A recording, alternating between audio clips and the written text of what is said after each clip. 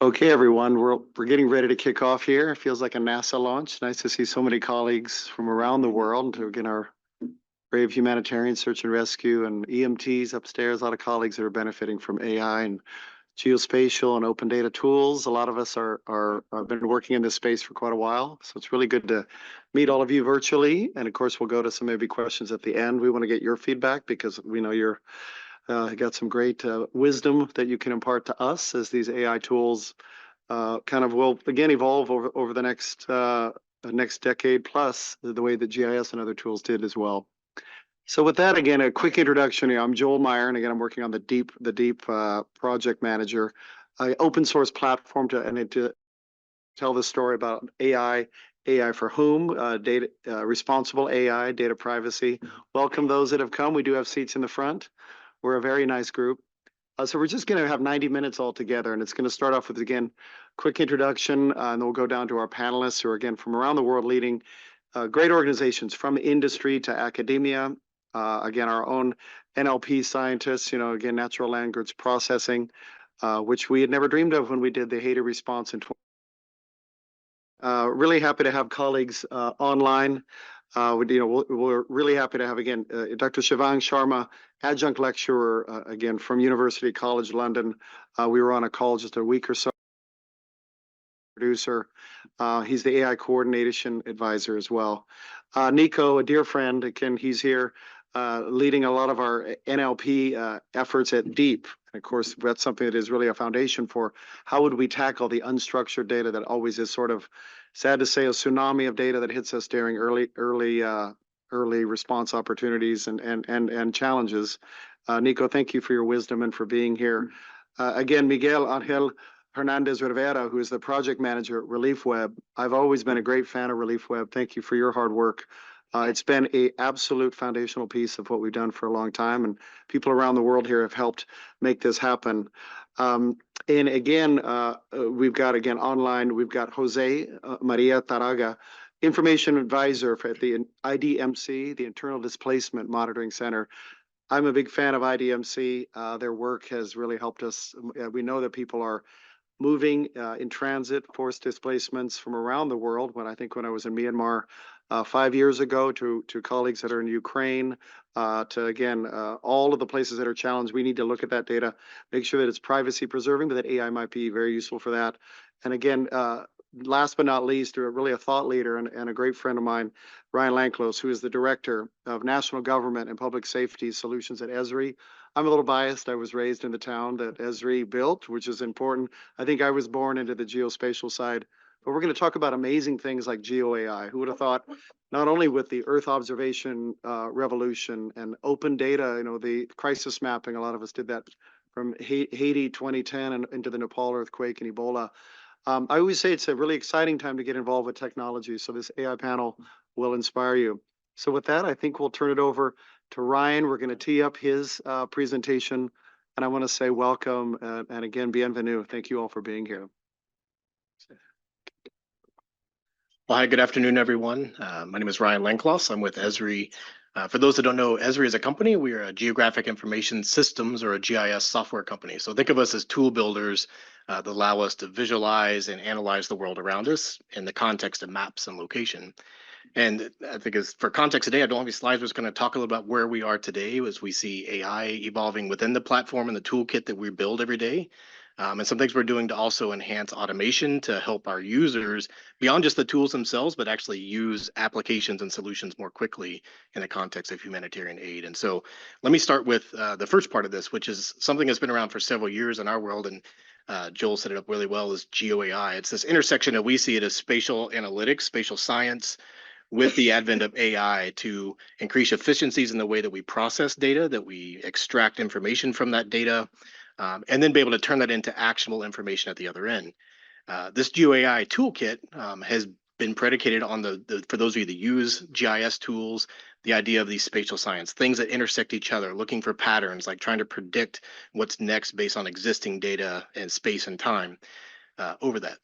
Where I think we see the most advancements over the last 6 months and a year, frankly, is the idea that we are trying to help organizations with deep learning packages more quickly get to market. And what I mean by that is, if any of you have started to train models, think of anything as simple as classifying imagery for land cover change, or detecting change in rasters, or even trying to extract features from those rasters, like building footprints or roads or obstructions. Like, that can be really challenging, right? It's not just the model itself that takes time, but it is a lot of training data. We have to, account for different geographies and different land cover types and different building types. There's a lot of variables that go into this. And so we feel like we can help in the sense of, just like we build tools to allow people to click a button and do an intersect, we think we can help by pre-training as much as possible deep learning models that allow us to do these basic functions. So extract building footprints, identify solar panels, look for missing persons on an image from a drone. These are things that we've been practicing and working and releasing as an open toolkit for others to then basically take and localize. You're going to have to do some additional training to that, but we hope that it means you don't have to spend time on all the training. You can kind of bypass making that model a bit more. There's a weird echo all of a sudden. Is it okay in the back? Okay, I think we're good. Yeah. So instead of having to start from scratch, you're basically picking up this model 80% complete and then starting to retrain that to really get better production of that model over time. We have about 60 of these models today, and they're everything from identifying elephants in Africa to literally people and drones for missing persons, extracting roads and buildings, looking for swimming pools as we work in the wildfire space to look for water tender locations and the like. A lot of these are online. So we are kind of open to the conversation about what can we do to continue to provide these deep learning tools as a way for this community to get deep learning more quickly into the applications they build. So that's probably the number one most thing. We can talk more about some of the challenges around that in detail. The other part that we really work on over the years is that we realize that there are a lot of other packages and tools out there. And so as a tool builder, we want to make sure that our tools work with all those as much as possible. So that means both in the sense of connecting to open science toolkits that allow you to expose other tools within the ArcGIS environment, could be connecting to open data. So in the case of a lot of us in humanitarian, how do we pull data together from different partner organizations, from different both private and public entities, and be able to use that to then run these models and do analysis to understand better the world around us. And so where that leads me to next is where we really have spent the last, I would say, year of our work, and continues in development, and I will say beta. So what I'm going to talk about today is in beta for this point, is in two ways. So one is what we're going to call AI assistants. And so what I mean by AI assistants is we can ask those language models to learn a little bit about spatial science, right? We can teach those large language models to learn about the tools that you would ask the tool to do by clicking a button, by teaching it some of the language of how to do an intersect or to look for patterns and to run this. But that's challenging, right? Because you know this, as you, for those that don't work in GIS, when you maybe sit down and talk to a GISer and they say, I've got this great toolkit that does all these amazing functions. Like, yeah, I don't understand any of that. I'm just trying to understand if there's people in the process, are they intersecting something that I really care about? And so we have to teach the models to think differently about the words that we use in our world of GIS and geography to be able to return results that are accurate and useful on the other end. And so we've been working on a large language model looking at OpenAI to essentially train a model to think geographically. So imagine if you could connect to a portal, an open portal that has great metadata about all the information, has data about boundaries and about people and about infrastructure, and start to just naturally ask questions. How many people are within X number of feet or miles from this incident? How many trees are within this certain area? What's the average temperature increase over the next 30 days anticipated from climate change models? Like, these are things that we would do in a GIS as a GIS professional, but we want to make sure that everybody can start to just ask questions of the data, inherently using spatial science to get the result back. And so you'll start to see more of that online. If you just go to our website and look at this, you'll see some recent demonstrations we've done around AI assistance in the context of open data and portals and asking questions. The last thing I'll end with is that we also then realize it's more than just asking questions to get data, but it's about taking action with a solution. And so the last thing we're really working on is a lot of our tools are configurable tools. They're meant to be a place where you start and pick up. So with this AI assistant, we can ask it, now that I know that there's people in and exposed to a certain hazard, create a survey that I can use that asks them these specific questions, add a map to that, and then create the survey on the fly for me so I don't have to go and build it manually. The survey will just be generated by the AI.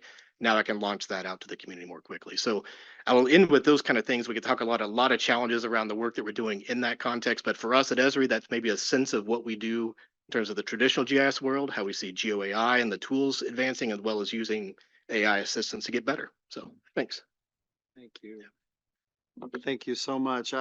There's so much fertile area in there for discussion. I know I'm inspired. I think a lot of us, I can see the wheels turning from those that are first responders, those that are, we never have enough people on the ground or analytics for folks who are just at the ANA cell. It's really inspiring to see the art of the possible. We want to continue. And again, as we always say, often I'd be at the Esri conference, the work actually starts on Monday. How do we work together, make sure that again, our search and rescue experts and even their canine colleagues can be safer and give them the time, the rest they need when they're very busy dealing with the tragedies, whether it's Turkey or Syria. I grew up on the San Andreas Fault, right near Redlands. We had earthquakes all the time. So with that, I'm so excited. I'm a little bit biased. We've got, as an old surfer, we've got the Deep platform, which is so fascinating, using a lot of AI. But again, we're going to go over to Nico Tamagnone, who's going to give his perspective. And thank you. Over to you, Nico. Thank you. Grazie mille. Okay. Okay. Let me see.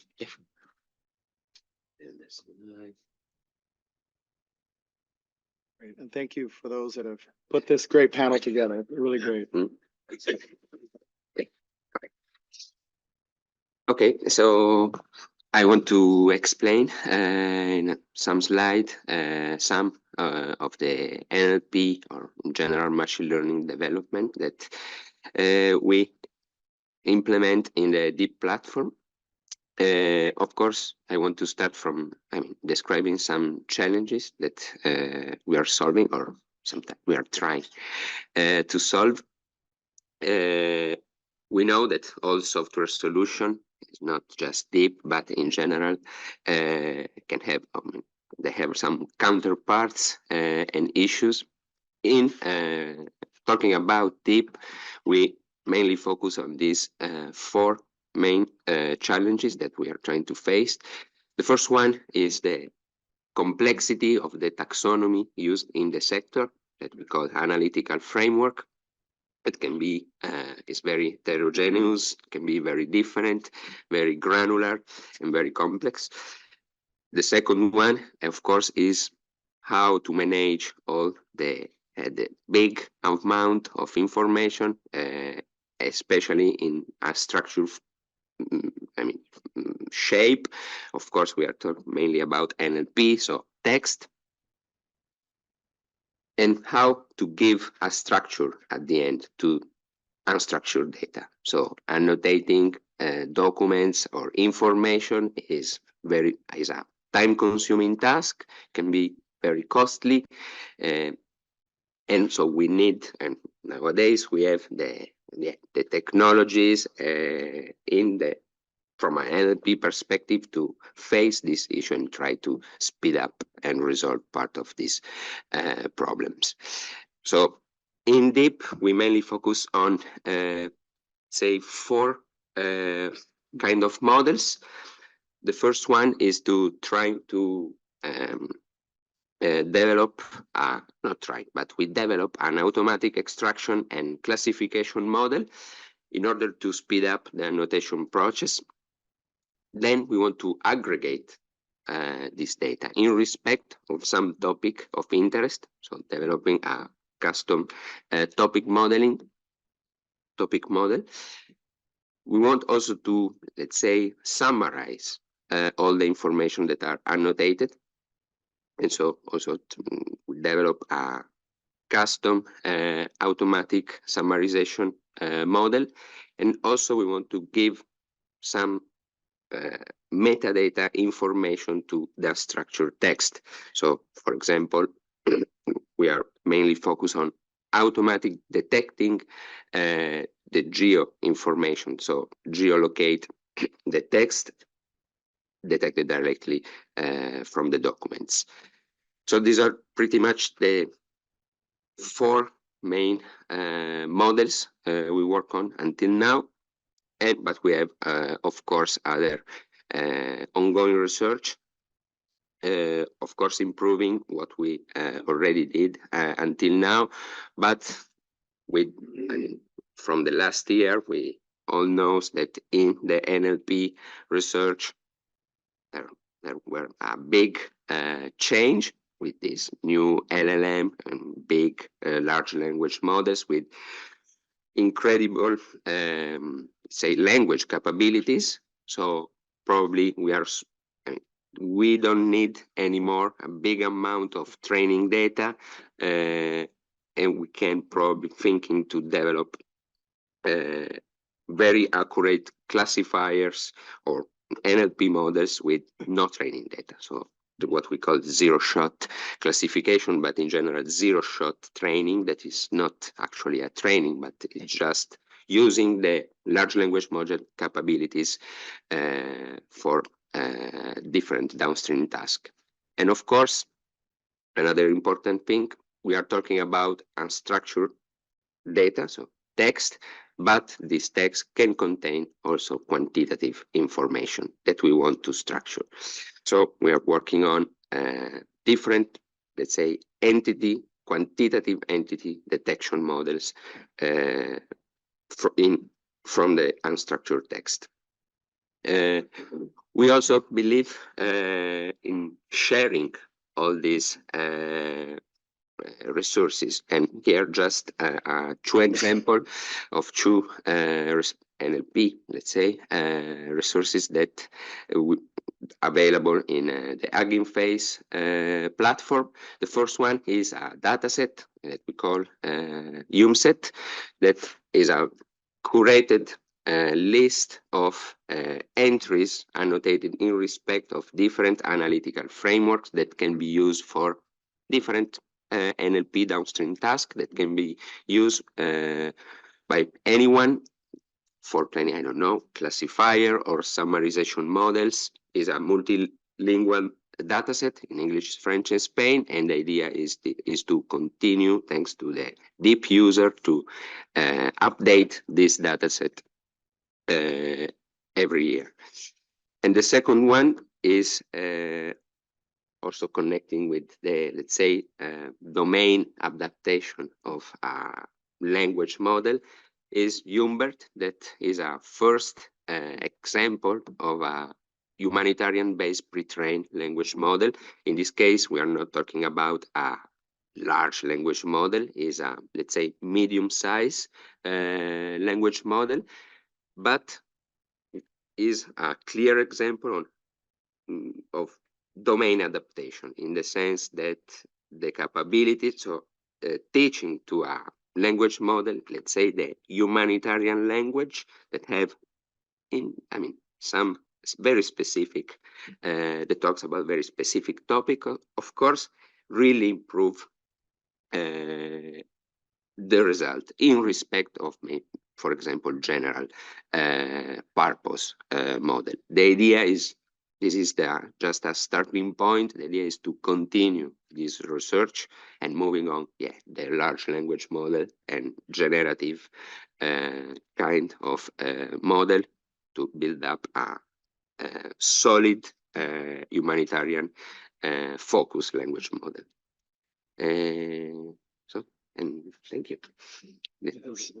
That is, of course, everything is available in the platform and can be downloaded by everyone.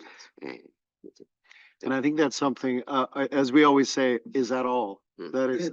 That is, it's just such an exciting time into the data-friendly space team. I think we're also all geo nerds and AI nerds, and we also are inquiring about the next, this really is moonshot. We'll talk about that in some of our panels later this week. What's the next big moonshot idea? And the idea that you're weaving this together with some of these humanitarian data models and large language models, and it's just such an exciting time. And I look across from seasoned humanitarians to those that are, again, in school and looking at their next career. I always say that, data, so many of our young professionals now are data scientists baked in. GIS used to be a job that only one person did. Now everyone has that on their phone, or they're using these apps, Survey 123. It's an exciting time to get into this technology because the challenges could not be bigger. So again, Nico, thank you for inspiring us. And again, to just one of the bulwarks of humanitarian response, Relief Web. Miguel, over to you. I'd love to get your perspective, and thank you for being here. Over. Thank you. Thank you for organizing the panel, colleagues from DIP and DFS, and thanks for inviting. So I'm Miguel Ángel Hernández. I work for Relief Web, that is part of OCHA. For those who doesn't know Relief Web is a document repository.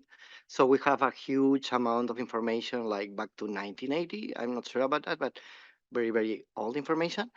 And we have been alive for 30 years already, so we are a reliable source of information. And we have this documents part, and we also have the relief of jobs part and training. So maybe many of you know about the jobs part because I have heard some things about it. So we are now in the process of investigating with artificial intelligence, and we are working with what is called the generative AI models. That is basically ChatGPT. ChatGPT is one of the commercial versions of what we know as generative AI models, conversational models. So we are investigating on how we can leverage and operationalize our services much better, and how to provide better information to humanitarians. So basically, as of now, we are thinking of 3 projects that are on testing or in the conceptualization stage. So the first one is about automatic tagging. What we do really well, when we receive a report, we have a team of editors that they curate the content. So they tag everything, like they put the country, the cluster or theme or the disaster that is related to. So we are trying to do that, to do this with generative AI and artificial intelligence. We are starting piloting it with jobs, as it is less risky, as we see it, that tagging wrongly a report. And that is already online, that is already working, and we are offering job posters, what we call job poster. That is people who want to post a job in the platform, they can contribute, and they have a form where they can update their jobs. So we are tagging automatically the country where the job is at, and the theme. The theme is the cluster, kind of the cluster, and the career category. So if it is IM product, or if it is information management or product management or funding, or what kind of career category is it. So that is, we just launched it like 2 weeks ago. So we are just testing it, and our editors are overseeing everything that is happening to see if this is working or not. If it works, we are planning to expand it to other tags, and we will expand it to the report section, and then we will have some real savings. So that is one of the things, like saving our operational workforce to do more analysis and more added value information products. The other 2 projects that we are working on, and they are kind of similar, is summarize documents and what we call talk with documents. That basically is a chatbot. So you open a document in Relief Web, you see the screen, and you will have a chatbot there, and you can ask anything about the document. So this is for a press release that is brief, maybe it's not that useful, but if you see a document, a strategy for the year that is 100 pages, you can target the question and it's like, okay, so how many people is in this region affected, or what is the plan regarding AI for next year or for the next 5 years? So that will look into the document, and based on like ChatGPT kind of thing, it will try to reply. Especially useful also for HNO, HRPs, you can get a lot of information. As of now, we are working only on one document at a time. So you cannot really get into Relief Web and ask like, what is the situation in Sudan? That is out of the scope right now, and we have been trying and testing a little bit before, and it's quite complex because the information is not always the latest information. So we are investigating that. So as a pilot, we are starting only one by one. So as I said before, challenges here. How to operationalize all of this. We are going to, as humanitarians, how can we use these services to deliver better and faster? So is this going to be useful for us? So this chat with documents, the chatbot, is already in testing phase as well. We have it for a close testing beta testers. So if you're interested, also come with me, and we can grant you access to that. And yeah, we are waiting for feedback. What people want, what people is looking for in this document. So once we have that, we will be able to analyze better and more what the user really wants. But apart from that, we have seen many challenges. We in Relief Web, we host content in English. We also cover French and we cover Spanish, but we are missing many other languages. So we are missing Arabic, we are missing Chinese, we are missing many important languages in operations. So how also we have seen that if the most of information is in one language and you ask in another language, it doesn't work very well. So if I go to an English document and I make a question in Spanish, it's going to be not really very well. So we found that as a challenge. Another one, and we have some feedback already, is some people consider that the answers of the chat of documents is enough. It's like, okay, this is clear. And some others consider that it's not. This is very subjective, of course, because the information that people is looking for is completely different. So how can we really tell a robot that, so there is not really one solution fits all. So but the robot is one. So how do we leverage this? How do we manage to set the expectations and to deliver a proper answer to the user needs? So that is challenging. And of course, the next one is we are depending this in building in a vendor model. So we are using Amazon right now, Amazon Web Services, that they offer. They have a free license for nonprofits, and they are trying to develop their models and testing. So they are looking for use cases. But what is going to happen in the future with these vendor models, we don't really know. There is Microsoft, there is Amazon, there is probably many others. But the option is going to be Hamstead and Humber. That is the future, of course, for us. But by now, it's like everyone. This is a hype. Everyone wants to get in. But what is going to happen after? So if you have any feedback, feel free to talk with me later. Thank you. That is just fantastic. And I'm just looking, I'm seeing people, it's kind of like you've got your OJA, which is always evolving and doing really cool things, the Center for Humanitarian Data. Who would have thought we'd have a chatbot that could do that? I think of busy EMT, search and rescue, that could leverage that platform. And I definitely could see some business to business and NGO to NGO synergies there, looking at, sharing of models. That's why we're all here. We want to, and we'll go to the Q&A. We want you to have coffee and discuss about where we could have some synergy. So that is really inspiring. So I gotta say thank you for that. Always amazing work. And thank you for your time as well. With that, we're so excited. Again, we got to tell the story of this and the evolving state of the art. Brent Phillips, thank you for being here. This idea of not only being a producer of humanitarian AI, but advising on AI standards and what is AI for whom, AI for good, AI for we got to get past the hype cycle and really see what really sticks to the wall, and also kind of make sure we've also got some guardrails. So the floor is yours. Thank you for being here. Yeah, thank you. So so again, I produced the Humanitarian AI Today podcast. And I don't know if you know, but I used to work for Unisat a million years ago. And I'm originally from San Francisco, so I've seen all the tech companies and all the hype cycles and the interest in leveraging tech for good. And at Unisat, it was kind of cool to look at geospatial imagery and open data sharing frameworks and think about how you can share that image data with people who can benefit from it. So I think it helped to inform my interest in open data sharing and media. And I ended up creating this podcast series. And behind the scenes, I'm no expert in AI, but behind the scenes, what we do is we try to link humanitarian actors with people from the tech community and kind of have a discussion back and forth. For example, we linked Gaurav Nimaid, from Google, and he worked on Google's LAMDA model. And he spoke with Christopher Hoffman from Humanity Link. And I don't think Christopher is in this room, but I know he's nearby. But it was a really cool discussion. And for Christopher to talk about, how did they build and train their large language model, and to talk about applications in the future. And this interview was several years ago, and it's kind of cool to see how tech has evolved and how the humanitarian community has become interested in AI and how that interest has evolved. And now you're working on tools at ReliefWeb. And back in 2021, we interviewed Owen Oglethorpe from Deep, and that was quite a number of years ago already. But, we talked about the future and about applications of AI.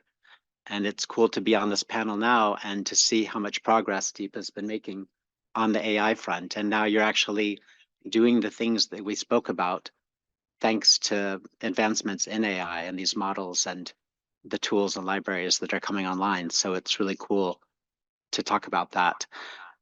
And kind of as a segue, I'm helping the UK Humanitarian Innovation Hub kind of map humanitarian AI initiatives and think about how the community can work more closely together and align our research initiatives. So again, it's what you guys are doing is critically important to the sector on a foundational research perspective. and to hear about what other people are doing around geospatial imagery and satellite imagery and, question answering applications. And, from the podcast perspective, talking to all these tech folks, this is an important time. And, Miguel, I know people from Perplexity AI, we've been trading emails, and, a lot of people with these OpenAI and other initiatives are really interested in hearing about these use cases. So I think for all of us, it's important to share what you're doing and share your interests and participate in projects like I had humanitarian AI meetup groups, and we launched some humanitarian AI promptathons where we just crowdsource questions that you might like to ask a chatbot, and we need those to create variations to use to test models. So, if you can find ways of participating in these sort of initiatives and other initiatives and testing, this is really important right now. So I think that's my takeaway.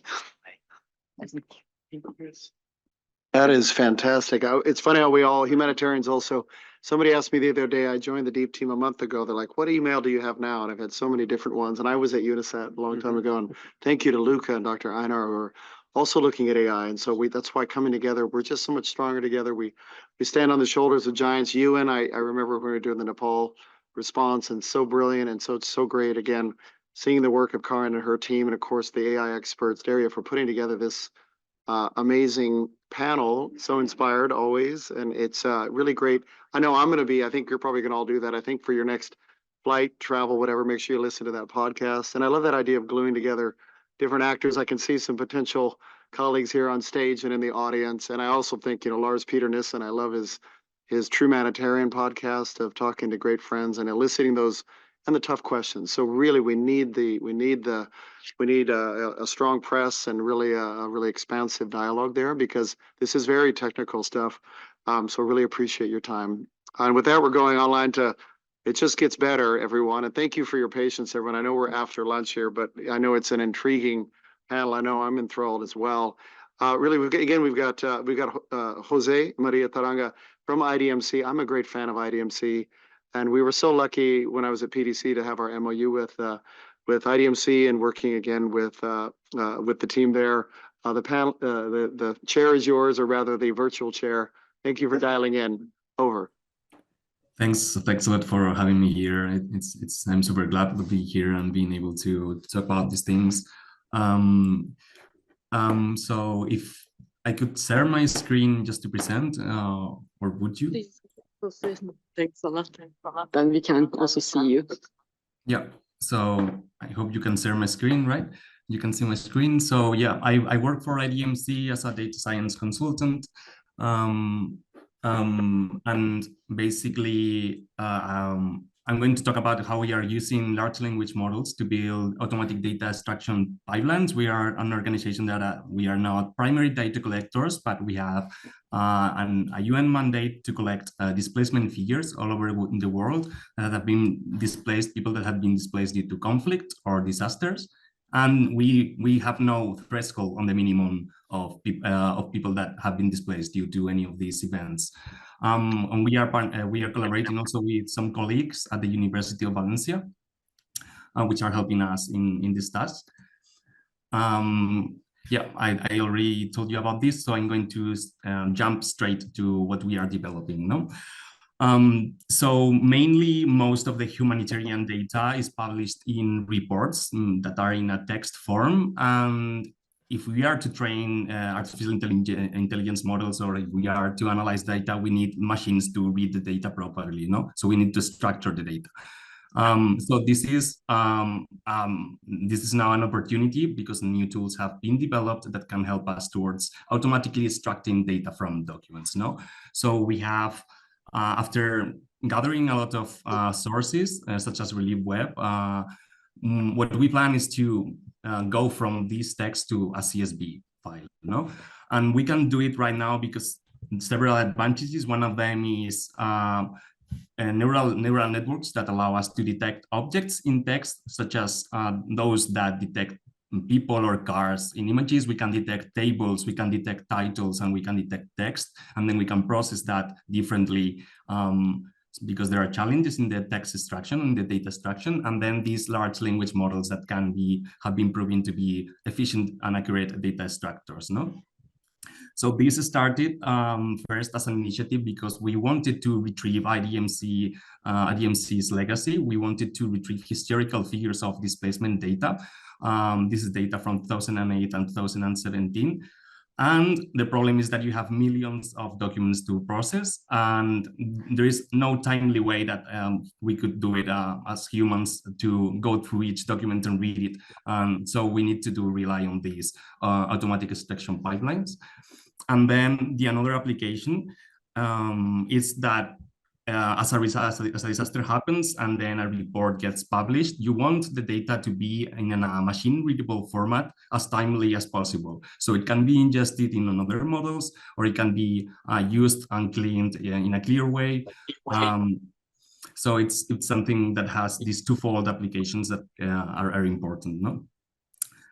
So we have been developing this already for 6 months, and we are already using it internally for helping the Asia monitoring team in displacement, and also to retrieve historical documents.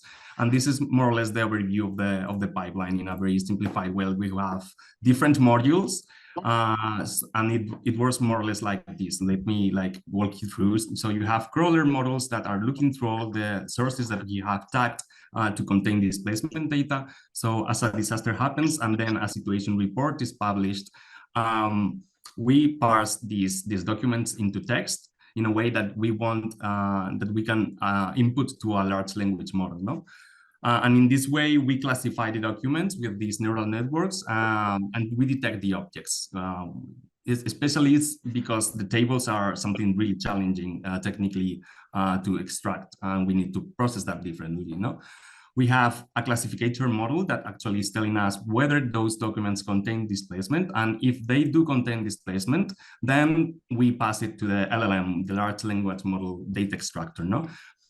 And here we are basically using OpenAI ChatGPT, but we have been also testing the new Llama 3 model from Meta, and it performs really well. So as these things advance in the future, you could host your own model, which is open source, and you won't have to rely on external partners. So this is also something that we can discuss. And after optimizing the prompts, then after having the document all extracted, you can extract the data into a CSV format. And when we have an evaluator which checks if this data has been correctly extracted and annotate the original documents with extracted data, no? So this is like an example, that I want to show you. We have here a disaster report from the HA Center from a landslide in Philippines. And after processing the document to the pipeline, we ask to retrieve over 15 fields of information, the figure of displacement, but we can also ask where did it happen, the country and the location, the term, if these people have been evacuated, they have been displaced, or they have been forced to flee. Also the hazard type that we match to our own hazard typology, where the hazard started, where it ended, and also the event name or the excerpt, no? And then we annotate this because in IDMC, you go through a manual revision process to actually check if the information is correct, no? So this is a very nice way to accelerate the data collection process, which is very costly. The thing is that we are now fine-tuning this pipeline to displacement, and it already works with very simple documents. But in principle, you can adapt this pipeline to any kind of variable or metadata if you want to extract any other data field. So it's something that I foresee as the future of data extraction in an optimal way, no? So yeah, thanks a lot for hearing that. I will be super happy to answer questions. I'm looking forward to the discussion. Jose, thank you. That is just fascinating to see where you've gone. You've always done such great displacement data innovations. That is the holy grail. In fact, I was in Yogyakarta at a big ASEAN exercise this last summer, and the idea you would have that kind of fast moving data in a real-time disaster, especially when they're big. I'm going to quote Adelina Kamal, the former the former, again, director of the AHA Center, saying, you know, ASEAN, very big, vibrant area, but the supermarket of disasters, all hazards, and with climate, everything getting amplified. Great work. This is so, I'm just, the ideas are buzzing, and I know our colleagues, we had lunch with colleagues from the Pacific Disaster Center, have staff on site. They're also working with AI, so I can see some real synergies here where people, and of course, we have an advisory group that Daria and team are leading, saying, let's just get people together that can share the best ideas, because we're all in it together. That's what OCHA has done so well. That's what Relief Web was a big part of it. And again, it's so great to see that continuum. But you can't do any better than the University College London. And so we're so excited, again, to have Dr. Sharma here. Needs no introduction, and is really building the next wave of these humanitarians that will be AI enabled, AI baked in. We hope geospatial as well, because I'm an old GIS guy. But I think the idea of what an exciting time. And again, Dr. Sharma, over to you. Thank you for your time. Thank you, Joel. Thank you for having me here. Thank you, Daria, and everybody else. Sorry I couldn't be with you in person, but I can see so many friendly faces that I've been working with for the last so many years, Brent included. And what I'll do is I'll just quickly share one slide, and I'll speak very briefly because I'm more interested in hearing what you have to say, and not too big a fan of speaking to the audience's back right now, because that's the vision that I see from my point of view. So I'll just quickly share my screen here. Copy that. We can see it. Perfect. Right. So I'll just mention a few things about myself and where my research program is going and what we're trying to do here at UCL School of Management.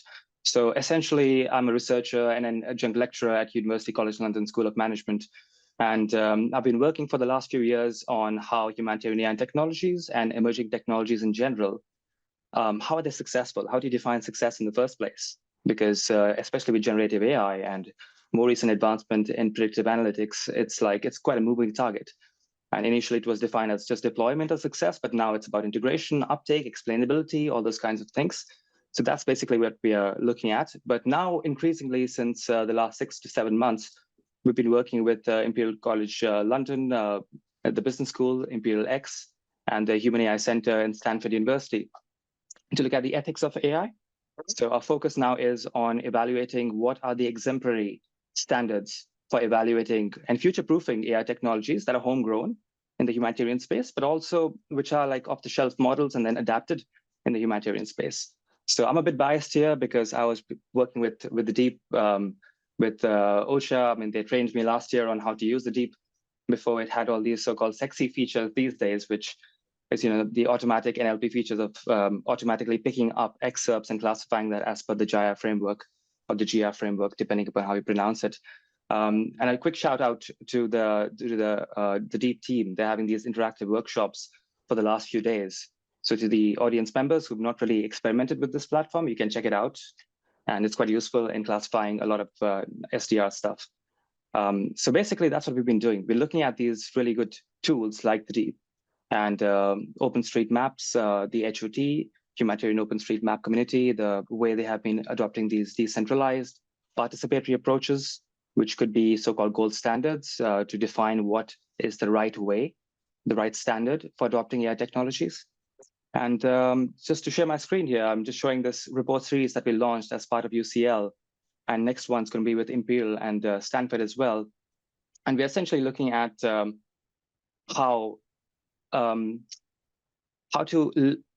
call out, without risking specific names, challenges with dichotomies or dissonances on standards of AI and data usage quite broadly, because we have a lot of standards, whether it's CHA, whether it's FEAR, IRT, but under the surface of it, what I found through 150 plus interviews in the last 1.5 years is that there are a lot of disagreements under the surface of how to actually operationalize and build AI technologies and to integrate them to what extent, and what are the appropriate machine learning methods which are aligned with core humanitarian principles when it comes to privacy, continuing consent, data sharing, fairness-aware machine learning techniques to use. So we call out some of those issues in this research series, and looking forward to collaborating with you going forward. And just a quick shout out to Brent as well. This idea emerged in one of his podcasts when he asked me a very provocative question without prepping me for it, which is, what is your secret agenda? So my secret agenda definitely is to echo what Joel's point is, to build synergies across this big chasm between research and practice, which are often operating in many multiple bubbles and silos. So we plan to bring that together through this research series going forward. Thank you. Doctor, thank you. That is, and those are such amazing collaborators. I even see IMAP there. I was with IMAP in Afghanistan and the work they were doing. We would have loved to have these tools to connect the dots. And again, thank you to the IMAP team that's here and all of our partners that are part of and your advocacy for DEEP. And again, it is really getting cooler every year. So it's a very technical term. I'll defer to our scientists here. And again, Daria, with no further ado, over to you for your thoughts as we're going to open it up to kind of get this wisdom from, again, the folks up here. And sorry, you have to look at the back of our heads. There's a lot of very smart heads in the room, and I'm very excited to be here. Daria, the stage is yours, and over to you. Thank you. Thank you for joining our panel, and thank you for joining. So yeah, just like we like a couple of weeks ago, we joined together just to discuss what we can what questions we can discuss. And we didn't ask ChatGPT, we collaborated and discussed. So as AI, like how like the AI models are learning from our data, we are also learning from AI models, like how they fit to humanitarian space. So we decided that like the better was that we discuss the lessons learned and the challenges that we face, because we are all still in the exploration. So the our first question is on like challenges. So what challenges do you face in your AI like AI programs, AI just projects, especially in deployments in the end mile at low resource settings? And also, like if possible, can you share like a failure story? And what was the root cause and how did you address them? And also we welcome also the audience to ask any related questions. Thank you. Who wants to go first? Okay. Maybe I'll tell a failure story because I think it's interesting. Small room, good friends. We can talk about failures too. So, I mentioned that a lot of the work we're trying to do is try to teach our GS professionals like tradecraft. We're trying to teach them methods right along the way. And so we thought we had this idea internally of the organization at Esri that we would build a chat bot for our internal staff to ask questions about our product, about our tools, to see if we could really do this at scale, right? Could we have thousands of people being able to ask questions of a model to get input on methods and spatial analytic tools to use? And so we built this tool. We put it against all of our documented data sets that talk about our tools, the history, the methods, and we released it internally as a beta. And it was interesting. Like the first week, we were getting such fabulous feedback. It was like, this is fantastic. Like it's giving me all the great details, like tools I didn't even know we owned. It's giving me guidance on how to take steps and procedures to work different methods through. And then suddenly something happened, right? It was like people started asking questions we didn't anticipate. And it started asking questions about Esri as a company. And it started asking about what's the future of the company look like and all these things that we really hadn't intended as we started. And so because we had used a bunch of data on the open web about Esri, we had used our own documentation, suddenly the chatbot went a little rogue, right? And it started telling things that weren't true about the company and about where we were and what was happening, some history. And so we kind of paused, right? We had this moment of just aha, right? And I just use this as a personal example of us, like it is very hard sometimes to get these right. And when you have a lot of data and a lot of external partners that could be putting misinformation and other information out, when you're training a model to read the open web, or you're training the model, to read your own documentation, like bounding that at times can be really useful. And so what we had to do is basically unpublish the model, retrain it on internal documentation back to the core purpose of the tool, which was help people just navigate documentation about process and workflows and tools and relaunch it. And at that point, the feedback was like, this makes sense. We're back to the thing we originally had intended. So I would say this is interesting in the context of humanitarian because there's a lot of information out there, and our colleagues talked a lot about how do we train a model to speak humanitarian language. We're also trying to teach it how to speak technology languages. Like this is very complex, and so it takes a lot of time. So I'll just share a failure process that we've gone through internally as an organization that is, I think, telling of how we have to be thinking about this very thoughtfully and carefully as a community. So, yeah. Thank you very much, and for your for the very valuable experience. And as you said, like what we sometimes do is that we are like what we call is the building trap. Like because we really need to understand the user needs, like what is the root problem before building a model, like whether people will use it, what they need. So like after understanding, after interviews, everything, I think that's a faster process before investing. Thank you. Bye. And anyone else? Hello. So some failed stories. I talked before about the multi-documents. So it was for Relief Web. We have a huge amount of documents. So when you get to it and it's like, okay, tell me the latest situation about Sudan. What happens? The model itself doesn't have the latest information. It's not fed and it doesn't, yeah, it doesn't have in the database, or I don't understand. I'm not very techy, so I'm completely wrong about that, the LLM model or something. So it doesn't have the latest document. So the information it's providing is always outdated. So one challenge that we have is how are we going to keep this updated? How one more document, we put it there, like in real time or almost real time. So information is always accurate. So that is one of the challenges. Another challenge we have, and I mentioned, is bias. So we always see bias as, of course, one of the bias that we have found very deep is the language thing. And someone said in previous talks, the model is as good as the data underlying it. So if we feed it with a lot of English documents, it's going to answer only in English for English. So it's not, these kind of models are not suitable for other languages in this case, in this sense. Also, what about, I was thinking, like, what other bias, apart from the obvious, what other bias does this model have? So what about the voices of the affected population? Because like it's common, no? History is written by the winners, but humanitarian reports are written by the organizations. So how do we get the from this info, from all these models, how do we get the real information? Are we getting the information we need or we want to hear, or the ones we produce and we want? So that is another kind of bias. We cannot assume that we have all the information that we need. And yeah, I will. So retrofitting and bias in many scopes. Thank you, Miguel. Indeed, like also like I think like bias is like exactly, it is intrinsic in the model, in the data, in the also even like evaluation, like so like we should really make sure that we mitigate it, understand it, and it is not only like there can be different biases as well. So for example, in whom said we did like gender and like country, but there are many other factors, so we should be really addressing those. Thank you. And yeah, just from our perspective, reaching out to a lot of different grant foundations and tech companies and humanitarian organizations, I think universally we see a lot of challenges around project funding. And there's a lot of grant foundations that are pouring millions of dollars into new AI programs that seem to be developed by their marketing team in a sense.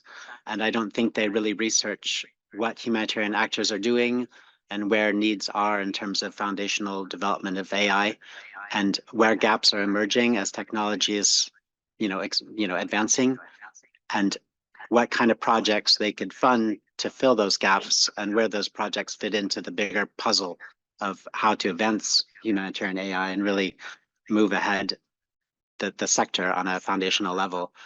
And in terms of a failure, I run humanitarian AI meetup groups as well. So we work on volunteer projects, and one of the projects involved looking at IATI data. And, I think Relief Lab, like your data is amazing. And, between open source initiatives, like this is one that people can share what they're working on. And the other is IATI, the International Aid Transparency Initiative, and it's an XML standard. And you share information on your activities, and it's highly structured. And just collecting information on 1 million aid activities and graphing it and looking at how a large language model can traverse that graph, it's not easy. And some students from Stanford are experimenting with that, and they're finding it quite challenging. And, this is an example of a small scale project that's needed to look at how to extract data and how models can traverse, data sets that, humanitarian organizations are channeling information into. So, I hope to see more foundations funding these type of initiatives, and the work that you guys are doing. It's so critical. Thank you, Brent. And also there is an interesting also trend, because the funding also is going through more localization, and also AI is also going very just developing. So we should be really making sure that at local level AIs are understandable, explainable, and usable. So thank you. Please. I'm Alev Mine of the One Goal Initiative for Governance.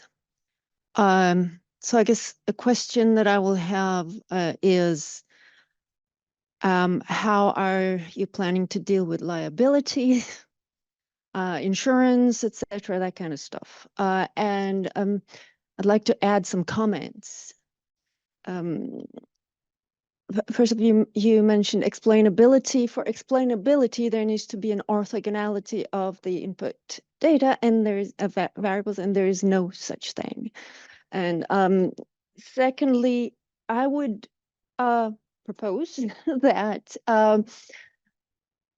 that having the right data as a solution to the problem of hallucination and of maybe a drift of reality that is not necessarily recognized as hallucination is a myth.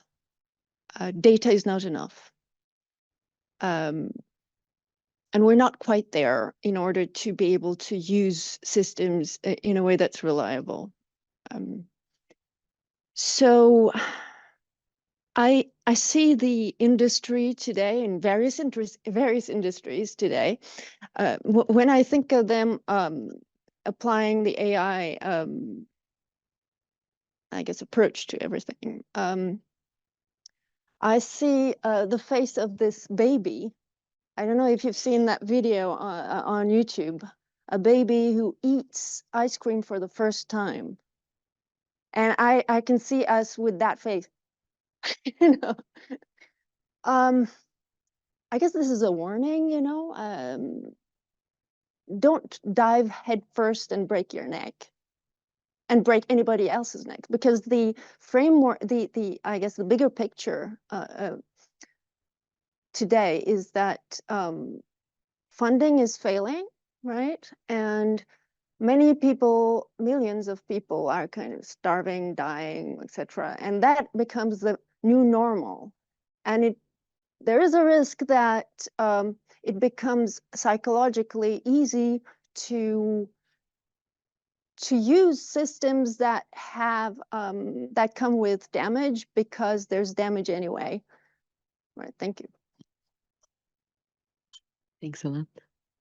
Any comments?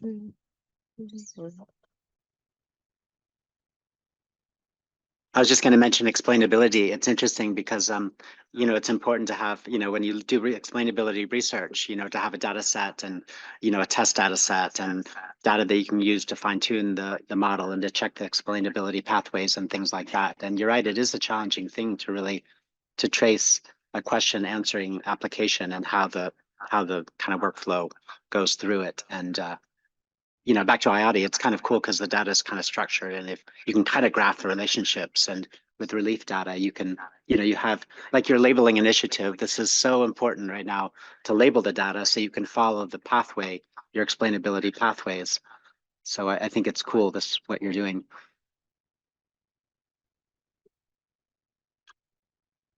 Thank you. And yeah, thank you for the question, because I have the same question myself.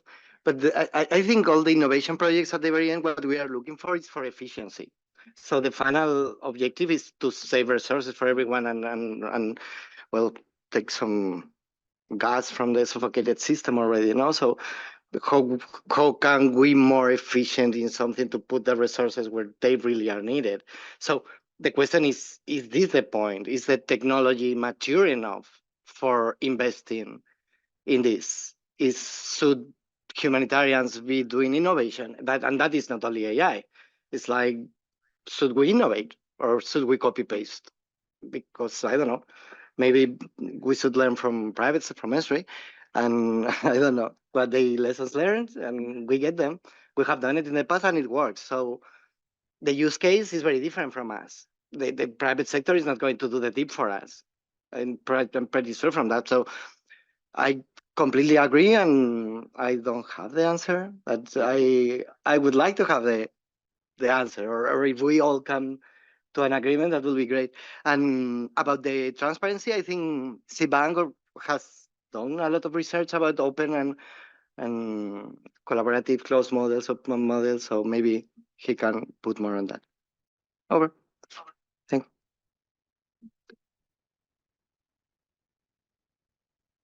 you. Shuang and Jose, if you have any comments, yeah, please feel free to unmute. Or yeah, no, okay. Sorry, I was having trouble just figuring out after I sat down where the mouse was. But thanks for the shout out, Miguel. I mean, when it comes to transparency and explainability, I think I'm going back to Daria, your comments in the last few sessions, and we've talked about this quite a few times, that when it comes to not just developing, well, any kind of AI tool, which is normally in humanitarian context applied in Asian contexts, in African contexts. So how do we make it explainable to non-technical folk? Because we know that most people, whether it's humanitarians or communities of practice, or even the communities that we serve on the ground, they're not very savvy with this language, with this approach. They don't have the capabilities or the infrastructure to build or develop or co-own these kind of tools. So the idea is, how do we translate it, the effects of these tools, and get the substantive involvement of communities on these tools over time? Because the way we are talking about explainability and transparency seems to be like a thing to do ad hoc basis, or something that we just do upfront, rather than to bake it in to the way AI tools are developed, the way they perform, the way they are measured in terms of accuracy and fairness. And one way to do that would be to have very substantive involvement of the communities that we serve while we are using these tools in a live crisis context. And that could be a low-hanging fruit in a sense, because you might have a really good, robust, developed tool that works very well with the workflows of some humanitarian organizations, but you can very easily involve local responders, local community representatives as part of validation teams to check if there are any classification errors with this tool, the way it's being used. So that could be one very quick way. A longer term strategy would be to involve communities in like a co-design approach to see what models, what variables, what criteria should be considered as important to them, especially when their needs evolve over time during a crisis. So yeah, I do sense that. I just want to specify that when I mentioned explainability, it was not about explaining the idea of AI to non-technical people. It was the explainability of the decisions of AI, saying what is the reasoning, of a specific decision. That's what I meant.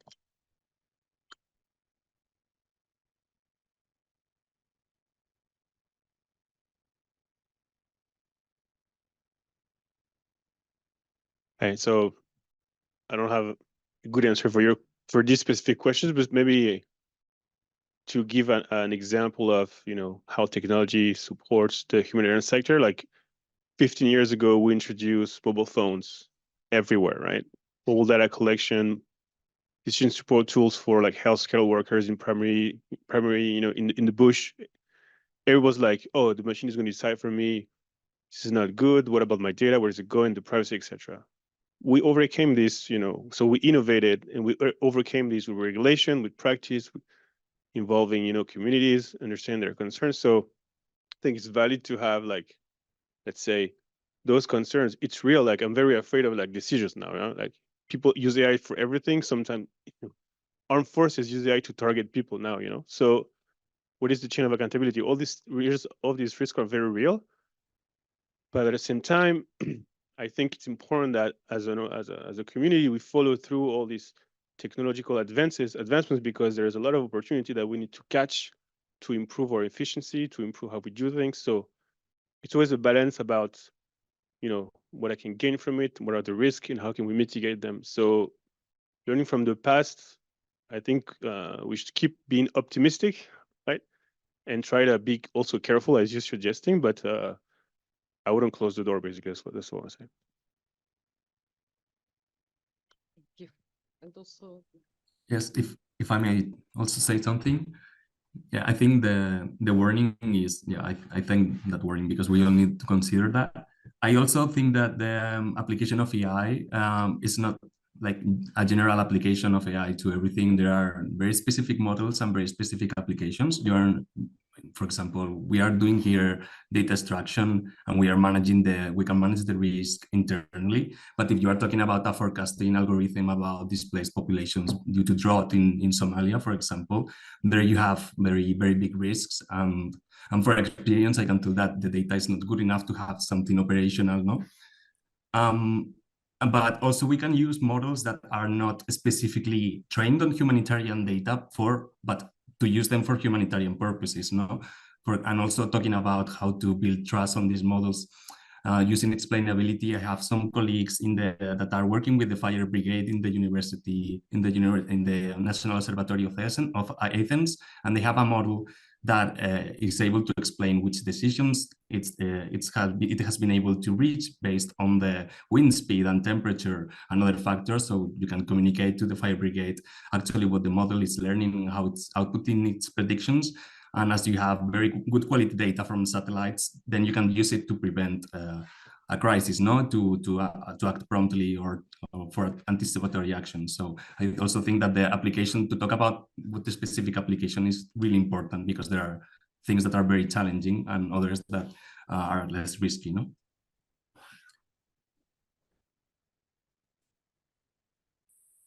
Yeah, maybe. So David Taverner, Caribou Space. We're working on a few different AI systems for different thematic areas with the European Space Agency. And on this risk tolerance conversation, one of the hardest things we found is for some domains like observation of forests or oceans, there's maybe a much lower consequence of an error. So maybe the sort of tolerance of risk is a bit higher, whereas obviously in humanitarian domains it's much higher consequence of an error.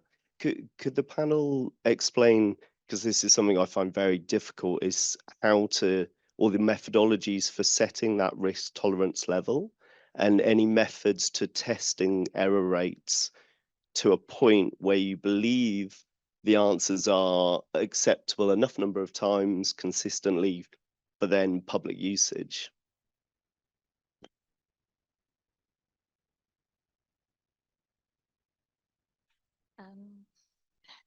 Good afternoon, and thank you for your presentation.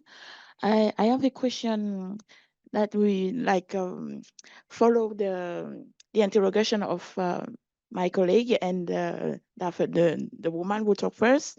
And what about cartography and the help on negotiation? Because when working on the ground, you have in a very volatile environment, you have information changing like very quickly. And there is a fine line on governance about what is private, what is confidential, what is public. But working as a humanitarian, there is always a question of life and death. So what is more important on the matter of governance, security, life, saving lives, on respecting the law about the AI and working for humanitarian field and on cartography and yeah, and how could I say it? Excuse me, because English is not my first language. Yeah, cartography. I just forgot the word I wanted to say. Thank you.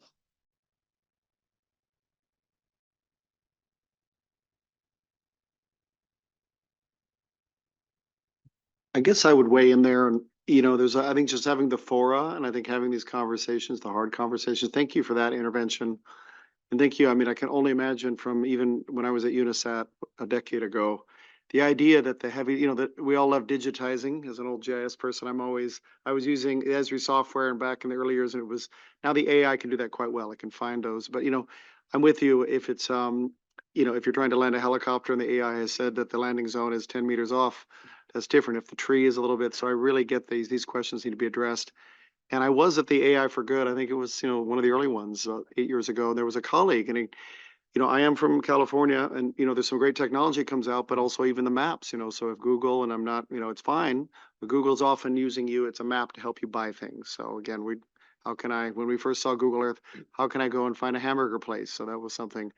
But then when we did the Ebola response, we needed our humanitarian OpenStreetMap colleagues. We need the open data. In fact, open is in their name. So thank you to our hot OSM colleagues. They're probably in the back of the room or in other, I know we're all double booked here.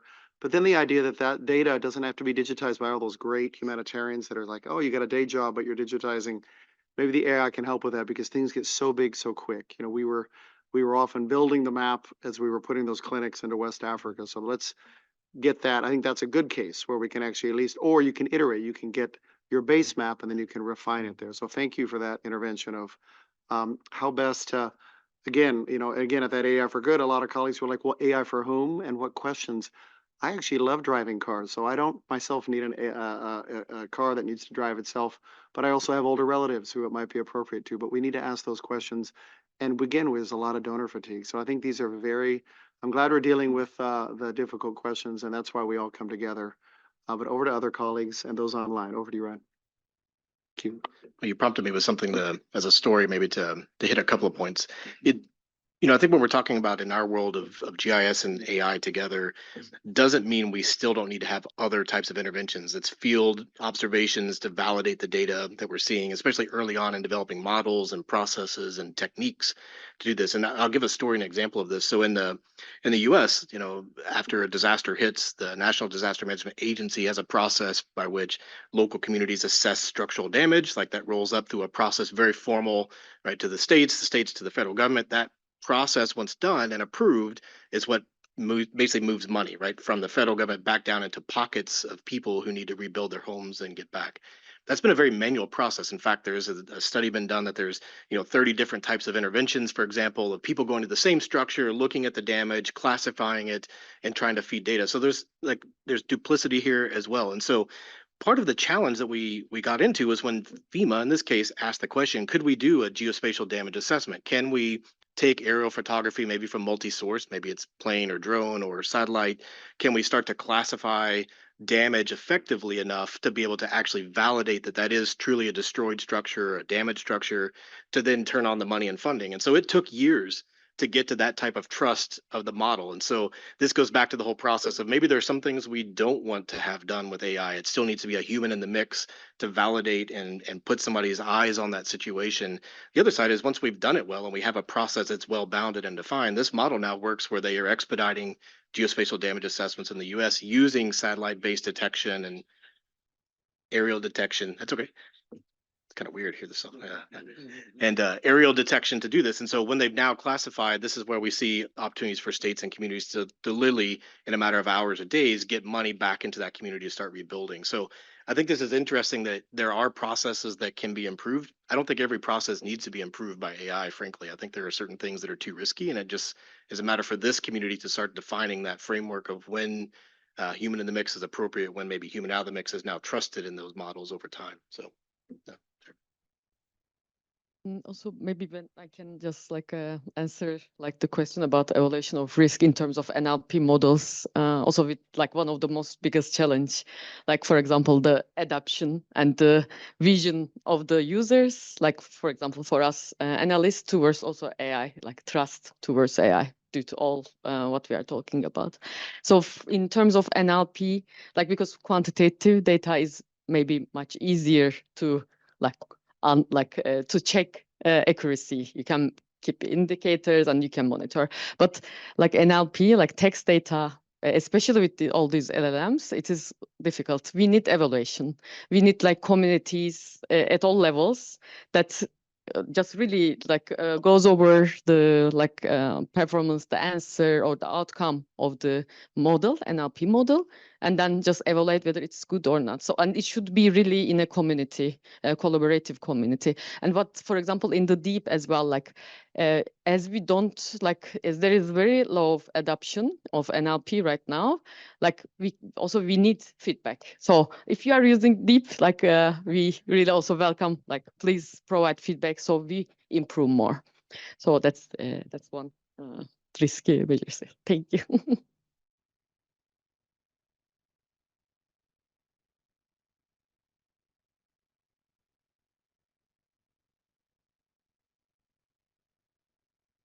Thank you. My name's Kathy. I'm the director of the Centre for Collective Intelligence Design at Nesta.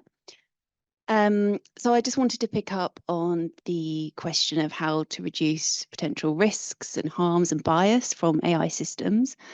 And to pick up on Dr. Sharma's point, I believe that the way we do that is by involving communities who might be affected by the use of particular tools and the people who are on the front line of humanitarian crises who might be using some of these tools in the design, the development, and the evaluation of them.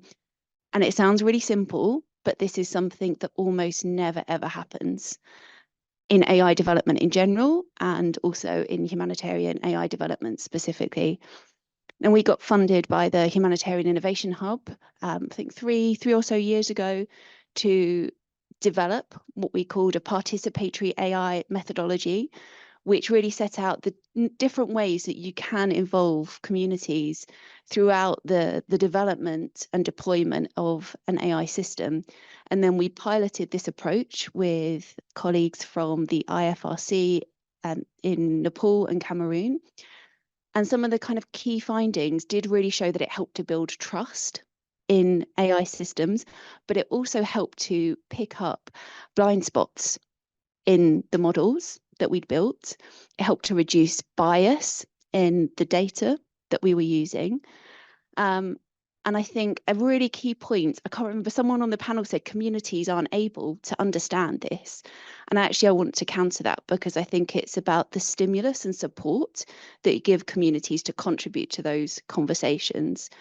So for example, in Nepal, we removed ethnicity as an input to our model because we had feedback from the community that they found this to be too sensitive.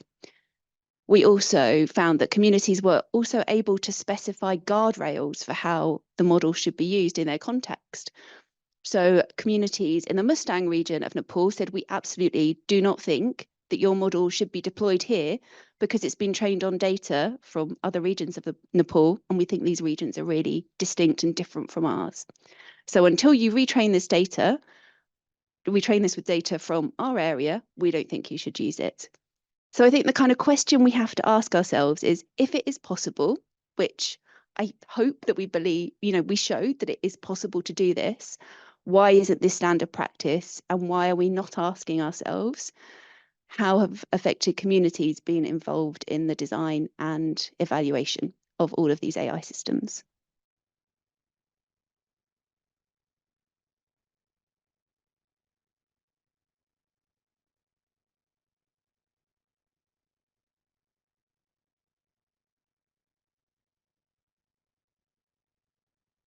Hi, so I'm going to have an online question.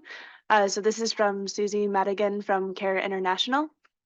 Can the panel talk to the differences between making predictions based on complex human and social data, including that in conflict context, which is used in life and death decisions, including about funding, versus environmental data like wind speed, ocean temperatures, etc., which might support fire response and storm predictions? Aren't there many more varieties of data, labels, proxies that could be chosen for the complex human data, which then influence the outputs? Thank you. I just want to shout out to Miguel again, labeling and categorizing information, cataloging information and labeling it and annotating it. It's so important to be able to do these kind of things. And, again, it's really vital right now to be able to answer these kind of questions. Yeah, thank you. So about the first question, that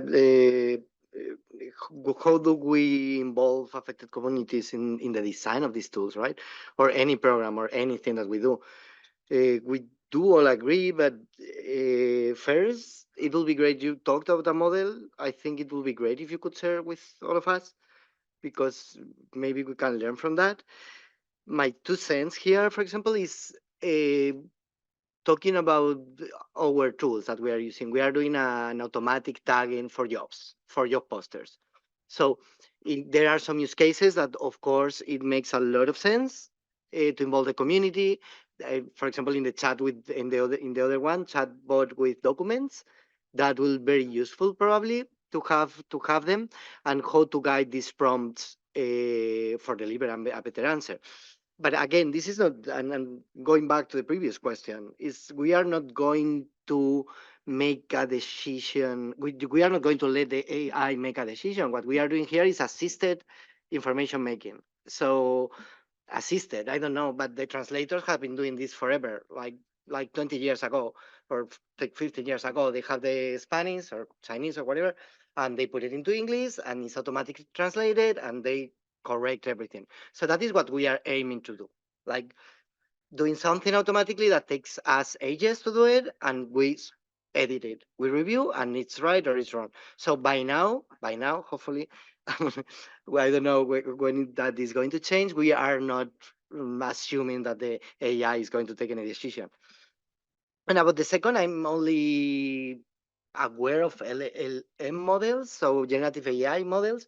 So other ways of doing it, I don't really understand. But you can ask, even if you have a corpus of humanitarian documents or humanitarian repository, you can ask whatever. You can ask, like, what is the latest cartoon that was played on the TV? And it will have an answer, a wrong answer. So it all depends whatever your model is. And so I don't really know, but you have to create, and the colleagues in the deep are doing very great with Humset and Humbert. You have to have the right database and the right model to ask the right questions. So you will have the methodological one, the humanitarian documents one, the a lot of data that probably it will be great that they are together. The cartoon one, the whatever you want to consider. So it all depends on the domain you are talking about, what you are talking about. Interesting question. And also related with the question, like I think also like all these AI just adaptation, like AI building should also be involving systems thinking, because everything is a like system connected dots. So like we should really like understand how they are all related. Like, are there any more features like in this LLM? Are there any other like entities that are causing this or impacting this? So.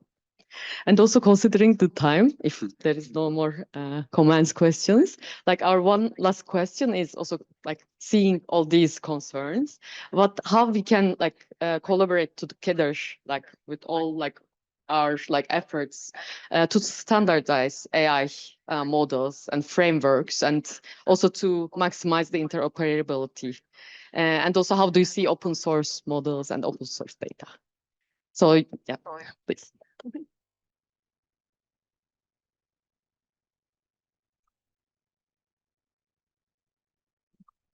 Okay, I try to answer my idea about that from a technical perspective. This is also connected with some other thing before and some other question.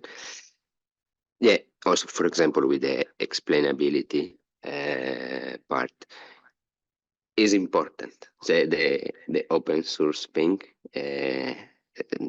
not just because I can take the code of someone else and stuff like that, not just because simplify my work, but because create, let's say,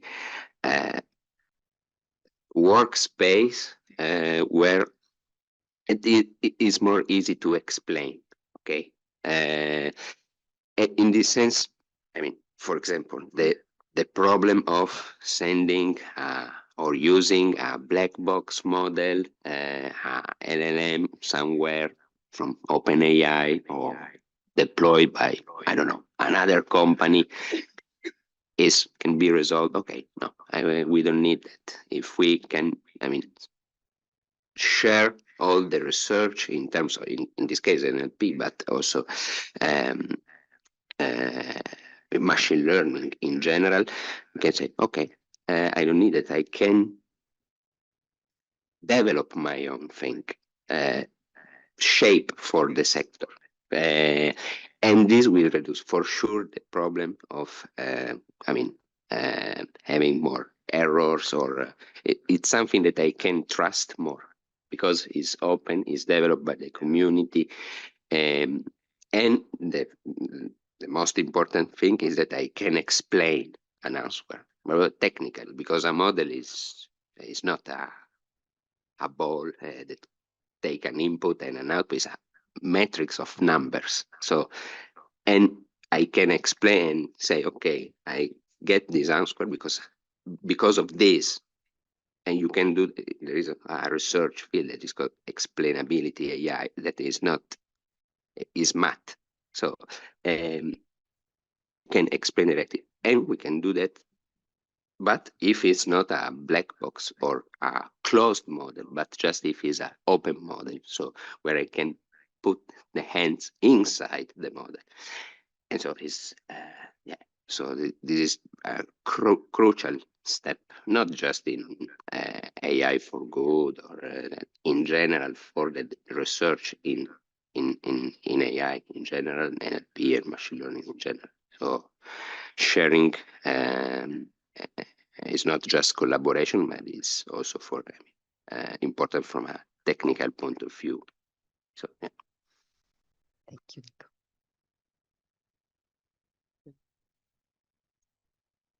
Yeah, so as next steps, of course, collaboration, share best practices and everything, and challenges, risks.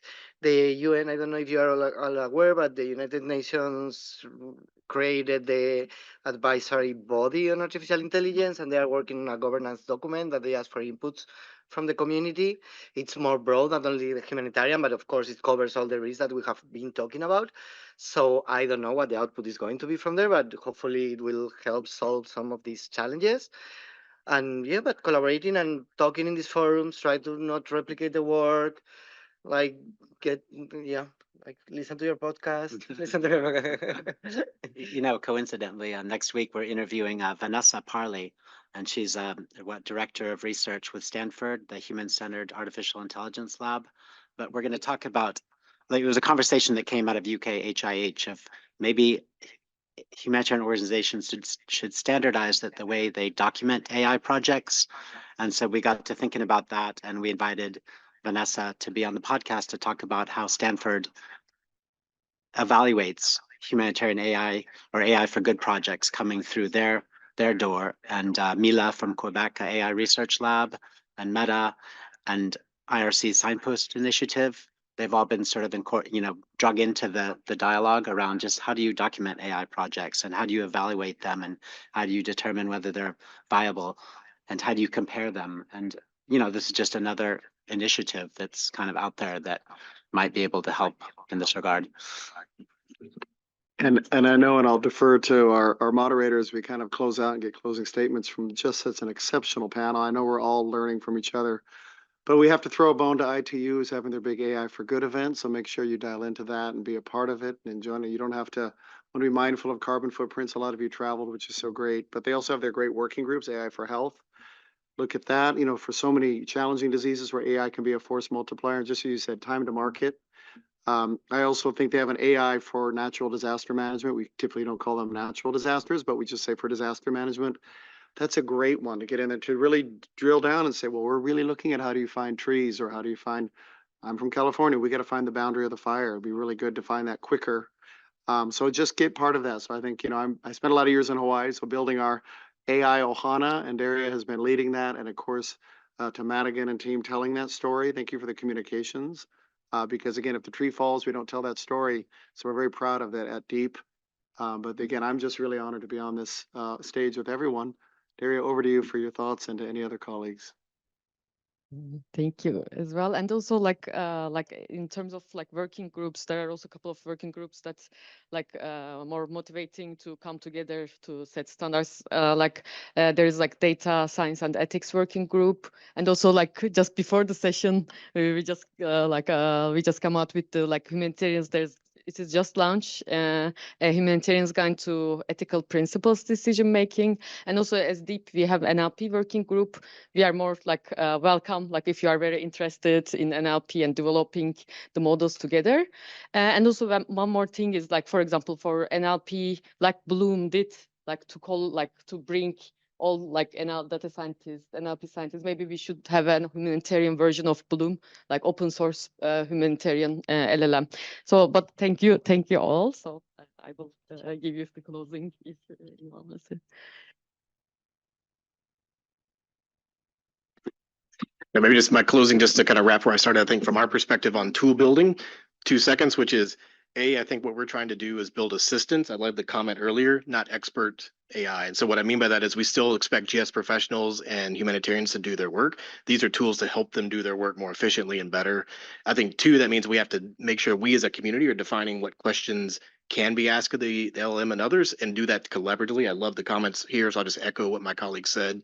I think without that, we're opening ourselves up, as the example I used of Esri's foray internally in our first test, like to see what would happen. It can go sideways quickly, and so I think it is back to us to create some sort of a venue for this community to define the appropriate uses and questions and the like. And then at the end, I would just say that it is exciting at this moment. There is exponential growth in this community as we're all learning in the midst. So if you have examples, your ideas, like come be a part of this, like bring other people to the table, because none of us have all the answers up here by any means. I'll be the first to say I don't. And I think, but what I do see is promise, right? And I see opportunity for us to do better with AI as an assistant to help us do the work we do. So thanks for the time, and thanks for the invitation to be on the panel. Yeah.